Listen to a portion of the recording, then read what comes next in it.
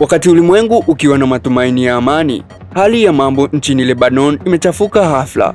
Israel amefanya mfululizo wa mashambulizi makali ambayo yameacha vilio na simanzi, huku makubaliano ya kusitisha mapigano yakionekana kubaki kwenye makaratasi tu. Leo tarehe 27 Aprili 2026, Wizara ya Afya ya Lebanon imethibitisha kuwa mashambulizi ya anga ya Israel yameua takriban watu 14 kusini mwa nchi hiyo. Kati ya waliouawa wamo wanawake na watoto wadogo. Hii inatajwa kuwa siku ya umwagaji damu mkubwa zaidi tangu makubaliano ya kusitisha mapigano kuanza kutekelezwa wiki iliyopita. Jeshi la Israel IDF linadai kuwa mashambulizi hayo ni kujihami. Wanadai kuwa kundi la Hezbollah limekuwa likikiuka makubaliano kwa kusafirisha silaha na kujiandaa na mashambulizi mapya.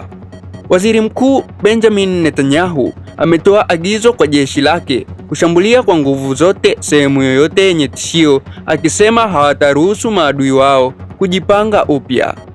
Hali hii inakuja wakati waziri wa mambo ya nje ya Iran, Abbas, akiwa ziarani nchini Urusi kutafuta msaada wa kidiplomasia.